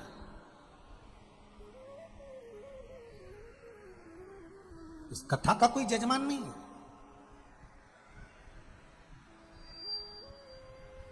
अब आप स्वयं जजमान बनकर कथा सुने, आप स्वयं जजमान बनकर इस कथा का तत्व ग्रहण करें। शंकर भगवान ईश्वर जी बने, पार्वती जी गोरा जी बनी, गणा बने, गौर बने, और दोनों ने मिलकर शिव महापुराण की कथा को श्रवण किया। शिव जैसा कोई वक्ता नहीं और शिव महापुराण की कथा कहती है मेरे भोलेनाथ, शिव जैसा कोई श्रोता नहीं। इसलिए शिव महापुराण की कथा, भगवान शंकर की संवाद, भगवान शिव महापुराण की कथा कहती है, भगवान शंकर का संवाद कहता है कि जितने भी शिव महापुराण के सुनने वाले श्रोता आते हैं, जितने भी शिव महापुराण की कथा को सुनने वाले आते हैं, ये केवल श्रोता नहीं होते हैं, केवल श्रोता नहीं है। शिव महापुराण की कथा कह रही है, ये केवल श्रोता नहीं, शिव महापुराण की कथा कहती है ये सब जितने भी सुनने के लिए आए हैं, ये सब शंकर भगवान का ही एक स्वरूप होते हैं जो शिव महापुराण की कथा में पहुंचते हैं।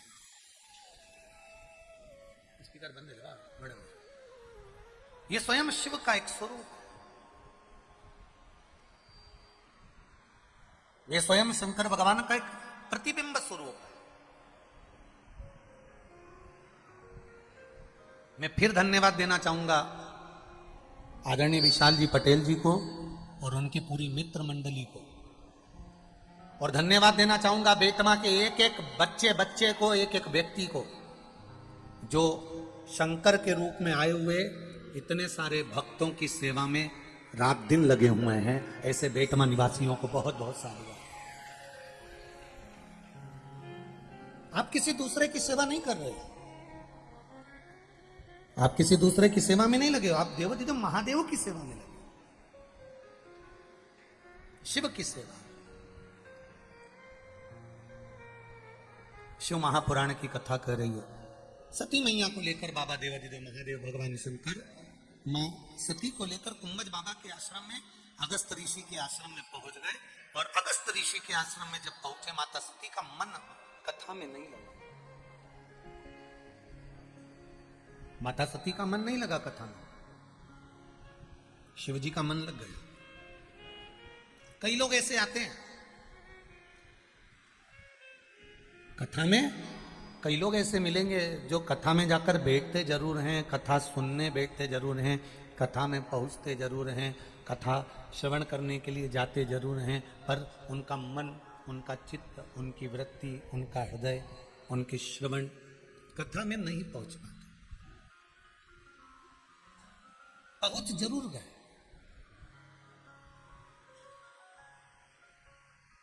पर मन नहीं लग पाया। सती मैया का भी मन नहीं लगा।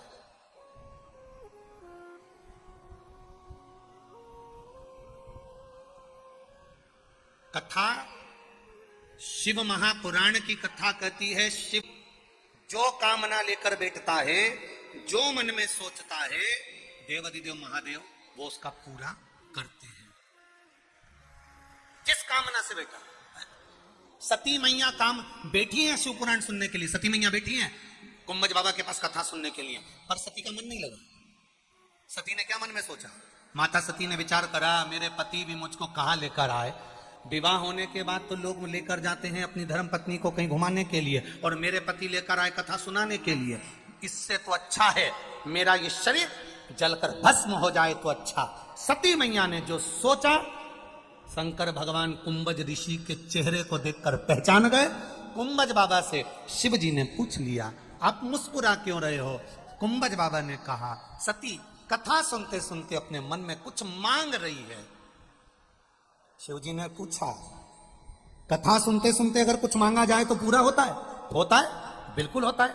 तो सती ने जो मांगा वो होगा, होगा। तो मैं भी कुछ मांग लूं, मांग लो। शंकर भगवान भी ध्यान लगाकर बैठ गए कथा सुनते सुनते।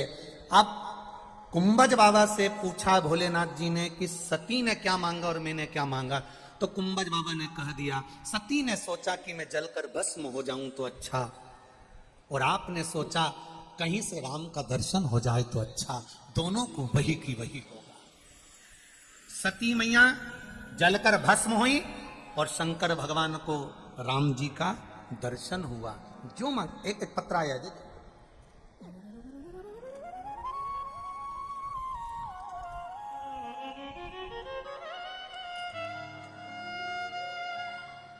मैं छबील चंद्र ददीच चुरू राजस्थान से आया हूं। मेरा मोबाइल नंबर ये है, कहीं बैठे हो तो हाथ हिलाइएगा। आप ही हैं? दोनों हाथ हिला दो एक बार, ऐसे ऐसे हिला दो, ऐसे हिला दीजिए दोनों हाथ। मैं छबील चंद्र ददीच चुरू राजस्थान से हूं। आप लोग भी पत्र पढ़िएगा साथ में। गुरुजी, शिव महिमा का मैं क्या बखान करूं? आस्था चैनल पर एलईडीओ पर पत्र पढ़ना चाहिए। आप लोगों की पढ़ते हो ना, सब लोग दिखाते हैं ना चैनल वाले, तो पढ़ा करो। गुरुजी, शिव जी की महिमा का क्या मैं बखान करूं? मेरे सारे रास्ते बंद हो गए थे, मैं बहुत दुखी हो चुका था, और यह सोचकर कि अब जो करेगा मेरा भोलेनाथ करेगा। मेरा सहारा सिर्फ मेरा भतीजा था, मेरे को लड़का नहीं है, केवल भतीजा है। इसलिए मैंने भोले बाबा को प्रार्थना करते हुए कहा कि मैं जब तक लगातार तेरी शिव पुराण की कथा सुनूंगा जब तक कि मेरे भतीजे की नौकरी नहीं लग जाती। गुरुजी, संतान नहीं है, केवल भतीजा है और उसकी भी कोई गवर्नमेंट जॉब नहीं है। यही आस लेकर मैं कथा में आकर बैठ जाता हूं, कथा सुनता हूं।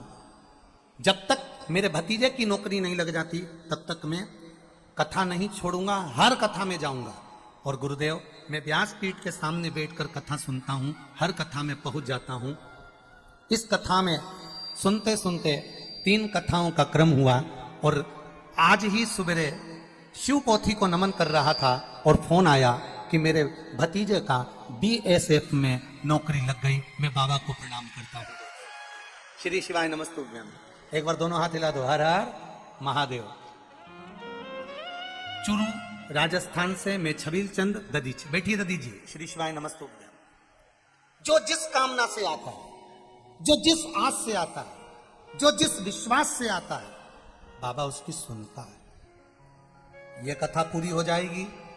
अगली कथा 14 मार्च से 20 मार्च, होली के बाद Uma public school, Ecotech 11, Bennett university के पास दनकोर ग्रेटर नोएडा में कथा 14 मार्च से 20 मार्च तक यूनिवर्सिटी के पास दनकोर ग्रेटर नोएडा में प्रारंभ हो जाएगी। जो कथा दोपहर में 2 बजे से 5 बजे तक आस्था चैनल पर, फेसबुक, यूट्यूब पर आएगी।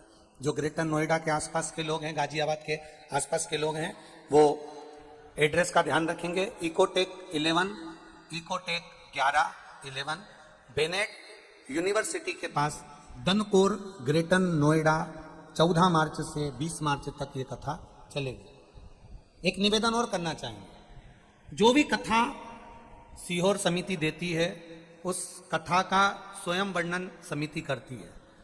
अभी अभी अमरावती में कई लोग कह रहे हैं कि 14 मई से गुरुजी यहाँ कथा करने आ रहे हैं या ये कथा यहाँ होने वाली है। ना ना ना, जो कथाएं सालों सालों से बुक हैं, क्योंकि 11 मई से कथा अकोला में प्रारंभ होगी। शायद 11 मई के करीब में जो कथा अकोला में है वो रहेगी।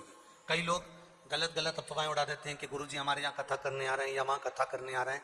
जब तक समिति से आपको सूचना ना मिले तब तक कोई सूचना आप उसको स्वीकार ना करें।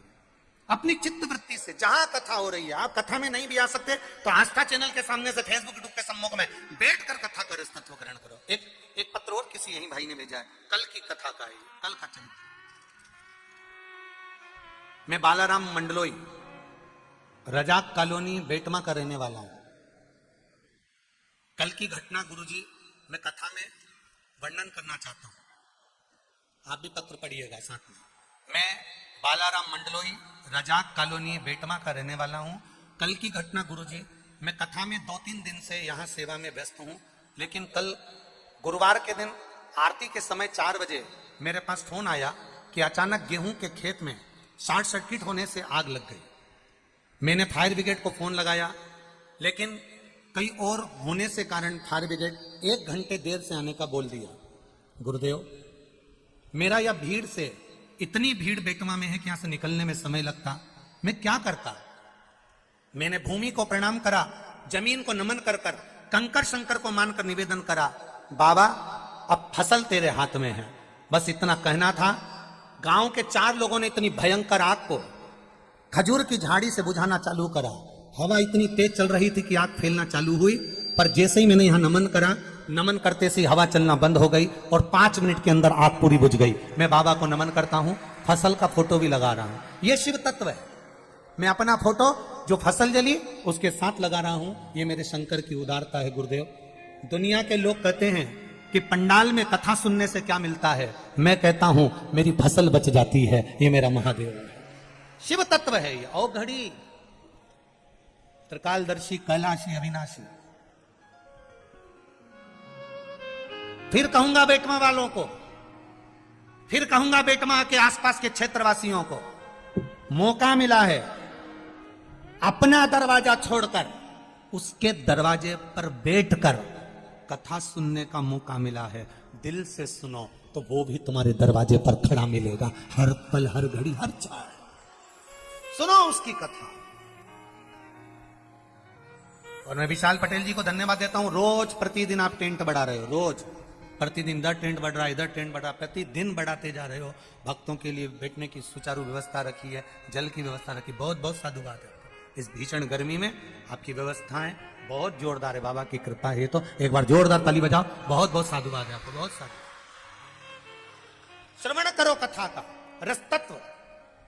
जाओ शिव के दरवाजे, जाओ शिवालय शंकर के मंदिर तक, उसकी चौखट तक, एक लोटा जल लेकर पहुंचिए उस शिव के द्वार तक। करो उसका स्मरण, करो उसका भजन।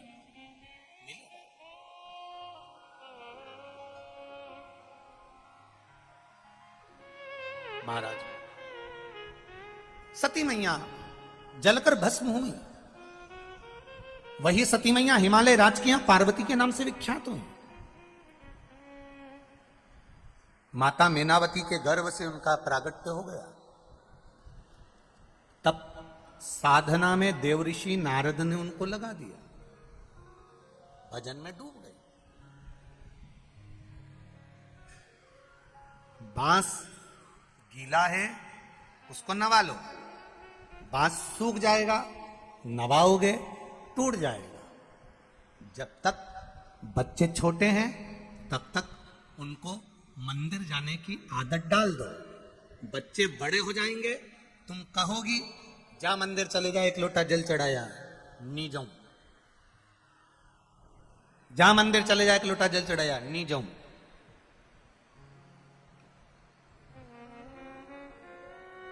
नहीं जाएंगे, छोटे हैं। छोटा सा लोटा हाथ में पकड़ा दो, छोटा सा लोटा, छोटा सा जल का पात्र हाथ में। बच्चे से कहो सामने मंदिर है, सिद्धनाथ बैठे हैं। पूरे बेटवा में किसी देवता के इतने मंदिर नहीं होंगे जितने मंदिर महादेव के हैं पूरे बेटवा में। हर जगह जगह पर शंकर जी हैं, हर जगह जगह पर भोलेनाथ बैठा है, हर जगह पूरे बेटे सिद्धनाथ बैठा, कहीं ओघड़ी, कहीं चंपेश्वर, कहीं कुंदेश्वर, कहीं पिपलेश्वर, कहीं बटकेश्वर, कहीं ना कहीं करो भजन। देखा, चित्त वृत्ति में आ गया ये बात। हिमालय राज के यहां मेनावती के गर्भ से माता पार्वती का प्रागट्य हो गया। मां पार्वती का जब प्रागट्य हुआ, माता मेनावती के गर्भ से मां पार्वती जब जन्म ले ली, देवऋषि नारद ने आकर उनका गुणगान कर दिया, उनका ग्रह देवऋषि नारद ने बता दिया। देवऋषि नारद ने कहा इनका जो पति होगा वो भस्मधारी होगा, जटाजूट बांधने वाला, मृग चर्म पहनने वाला, नागों की माला लपेटने वाला, नग्न वेशधारी होगा। सुनकर मेनावती को अच्छा नहीं लगा। मेनावती की आंख में जल भर गया। मेरी बेटी का भाग्य ऐसा, मेरी बेटी की किस्मत ऐसी, भाग्य ऐसा। मैं अपनी बेटी का विवाह ही नहीं करूंगा, मैं अपनी बेटी का विवाह नहीं करूंगा। देवऋषि नारद ने समझाया, सारे अवगुण अगर किसी एक देव में विराजमान है और वो सारे गुणों की खान है, तो अपनी बेटी का विवाह आप उसके साथ कर दो। आप पार्वती को कहो शिव शंकर भगवान की भक्ति में डूबी रहे, अपने आप मेरा देवादिदेव महादेव उसको संभाल ले। अब पिपलाद शिव महापुराण की कथा का ये वाला संवाद आज तक कथा में नहीं आया। ये ब्रह्म पुराण का संवाद है, ब्रह्मवेत्ता पुराण का। इसको जरा सा ध्यान से सुनना। अभी तक ये संवाद नहीं आया, इतनी कथाएं बाची उसमें ये संवाद नहीं पहुंचा। ये पिपलाद शिव महापुराण की कथा में ये संवाद दधीची के ऋषि के माध्यम से आया।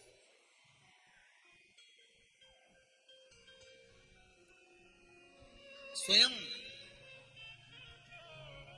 माता पार्वती तप में लीन हो गई, साधना में लीन हो गई। इधर ऋषि अथर्व जी ने दधीचि ऋषि को ज्ञान देते हुए कहा कि पर पीड़ा को अपनी पीड़ा समझो, परमार्थ के कार्य में लगे रहो।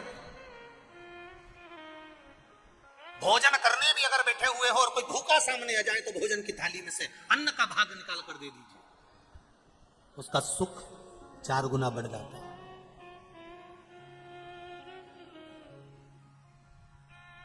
महाराज ऋषि अथर्व ने जब दधीचि ऋषि से अपने दिल की बात कहना प्रारंभ करी तो दधीचि ऋषि ने एक प्रश्न अपने पिता के सामने रख दिया। दधीचि ऋषि ने पिता के सामने, अथर्व ऋषि के सामने एक प्रश्न रखा, पिताजी मेरे मन का एक संशय है, वो मैं मिटाना चाहता हूं। क्या संशय है तुम्हारे मन का? केवल संशय इतना सा है पिताजी, क्या हम जब किसी पर दया करते हैं, किसी पर करुणा करते हैं, किसी की सहायता करते हैं, तो दुनिया के लोग कहते हैं कि दया ही दुख का कारण होती है। कई लोग कह देते हैं कि किसी का हमने साथ दिया और उसी ने धोखा दे दिया, किसी को हमने आगे बढ़ाया उसी ने टांग खींच कर पीछे कर दिया, हमने किसी को थोड़ा सा साथ दिया उसने हमारी ही बुराई करना प्रारंभ कर दी, हमने किसी का साथ दिया उसने हमको धोखा दे दिया। तो दुनिया के लोग कहते हैं, दधीचि ऋषि अपने पिता अथर्व ऋषि से कह रहे हैं कि दया क्या दुख का कारण होती है?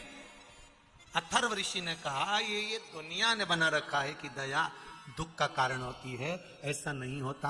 जिसके ऊपर तुमने दया करी है, जिसके ऊपर तुमने करुणा करी है, जिसके ऊपर तुमने अपना प्रेम दिया है, करुणा दी है, दया करी है, वात्सल्यता दी है, वो कभी खाली नहीं जाता। अथर्व ऋषि कह रहे हैं तुम्हारे द्वारा की गई करुणा, दया, प्रेम, वात्सल्यता, करुणता एक ना एक दिन तुम्हारे सामने आकर खड़ी हो जाती है, निश्चित है।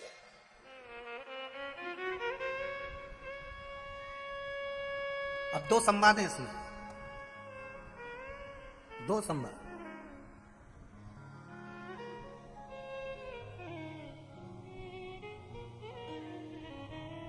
उसमें से एक संवाद अथर्व ऋषि ने कहा, सुनो दधीचि, माता पार्वती जी तप साधना में लीन थी, शिव जी की आराधना कर रही थी, भक्ति में डूबी हुई थी। और बालू मिट्टी के बनाए भोलेनाथ, चढ़ाऊं लोटा जल भर के। पार्वती जी शिव की आराधना में लगी हुई थी। अरे पहला वर तुम देना भोले, मेरे मांग सिंधु। पार्वती जी शिव आराधना में लगी है कि पहला वर तुम देना भोले, मेरे मांग सिंधु। मेरे हाथों की चूड़ियां मर तुम कर देना भोले।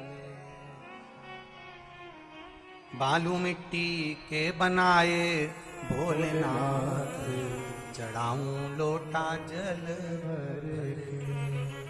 शिव से प्रार्थना। पार्वती मैया शंकर भगवान की आराधना में लगी रही, आराधना में लगी रही हजारों वर्ष तक। अथर्व ऋषि कह रहे हैं पार्वती जी ने तप साधना करी, हजारों वर्ष तक तप साधना कर कर कर जब पार्वती मैया तप साधना पूर्ण कर चुकी, तब देवदिव्य महादेव का उनको दर्शन हुआ। अब सुनिएगा जरा बेटमा वालों, जरा ध्यान लगाकर पिपलाश्यु महापुराण का इस संवाद। शिव जी मिल गए माता पार्वती, शंकर भगवान ने पार्वती जी को वर्ण कर लिया, पार्वती जी ने शिव जी को वर्ण कर लिया। शंकर भगवान प्राप्त हो गए पार्वती जी की तप साधना से। पार्वती मैया आज प्रसन्न होकर आराम से एक शिला पर बैठी हुई है, शिला पर बैठी। बेलपत्री की माला बना रही हैं, मंदार के फूल उसमें लगा रही हैं। बेलपत्री की माला में सुई का प्रयोग नहीं होता, तुलसी की माला में सुई का प्रयोग नहीं होता। जरा ध्यान देना, शमी के पत्ते की माला में सुई का प्रयोग नहीं होता। बहुत ध्यान दीजिएगा।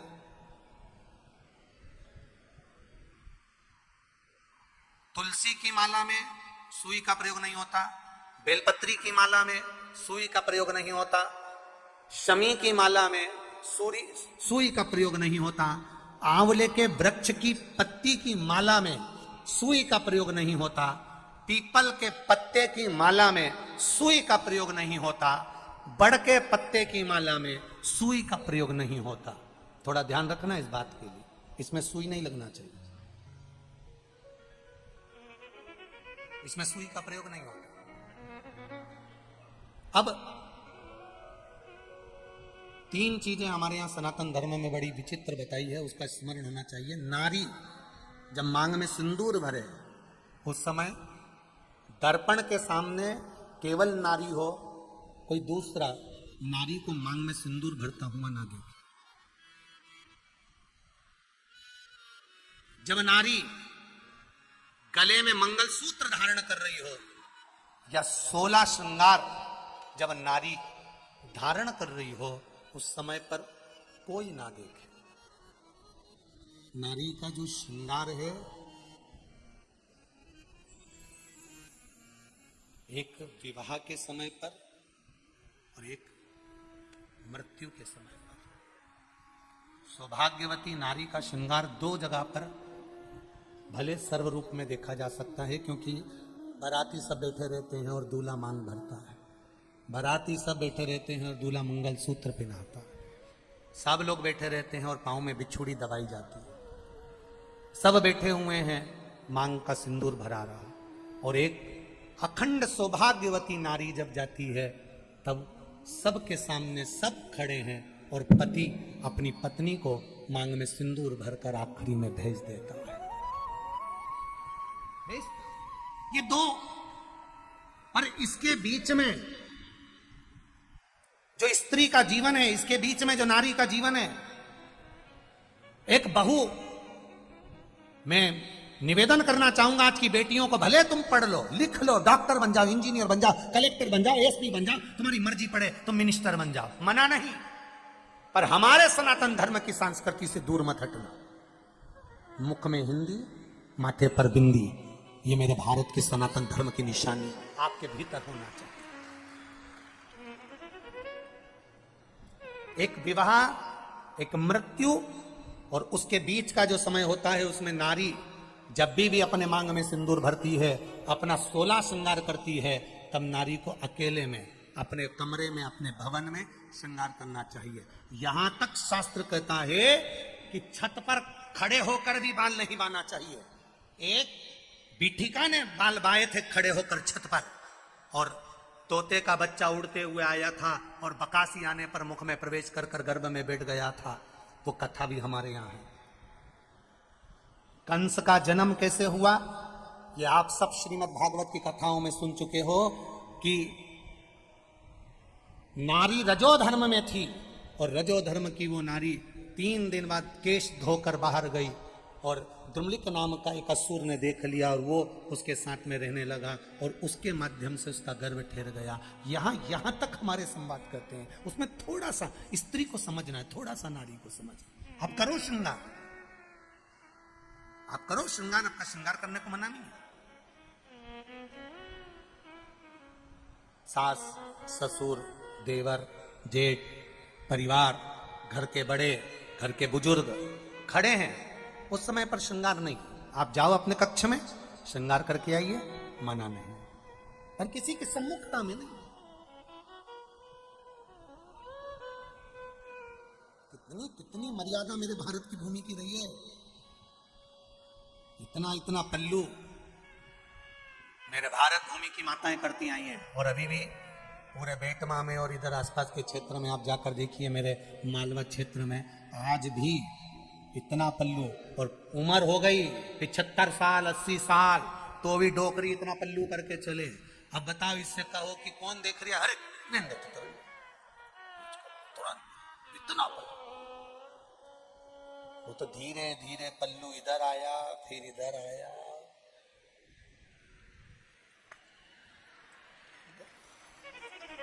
कहीं नहीं बचे आ जाए। अब तो बहुएं इतना पल्लू के बार 2 बार रहती है, एक बार शादी करके आती है तब, क्योंकि मुंह दिखाई में सोने की रकम मिले, और एक बार बहू इतना पल्लू जब रहती है जब घर में कोई डोकरा डोकरी बुढ़ा बुढ़ी मरे तब, क्योंकि आंख में आंसू एक भी नहीं आए, बस अंदर जबरदस्ती चिल्लाए, बस 2 बारी रोती है तो आंख में आंसू, पल्लू इतना ही बस।